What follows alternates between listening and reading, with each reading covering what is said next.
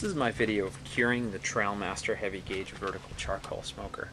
Right now I have the inside of the smoker all covered in oil. I used canola oil. I don't think it's going to matter too much. You're going to want an oil with a fairly high smoking point, and canola oil is pretty good from that perspective. It's usually around just under 400, I think, for canola. Peanut and some other ones have a slightly higher temperature, but that really shouldn't come into play when you're just trying to cure the metal itself.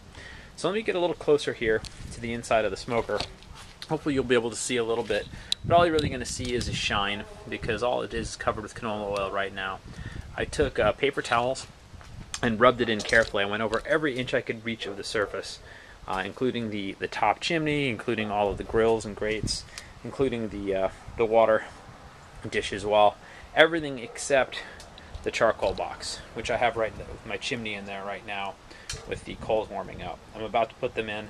If you read the directions, make sure you follow the directions pretty carefully. I'm a big proponent of things you don't have to follow directions on, things that are so intuitive that they just work. A smoker isn't one of them. With a smoker, you want to make sure you get it set up right. You're going to want to make sure you have it properly cured if it isn't stainless steel, and this one is not. This is just like your cast iron cookware. You're going to want to make sure you have a nice layer of oil, and that is going to cook onto the surface, and it's going to create a nice protective layering that'll keep it from getting rusty on you. Because these things are at high temperature for a long time, if that protective paint were to come off, it would expose the metal and it would rust. So this is a really good way to protect it. And cover, of course, is another good way. I'm going to keep mine in my garage, so I'm not going to worry about that too much. A couple points. You don't want to invest in a couple things.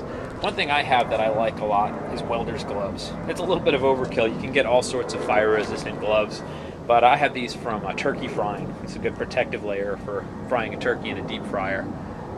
So this will work really well for this. And you're also going to want to get a chimney, charcoal chimney for lighting the charcoal in the beginning. I just invested in a new one right now.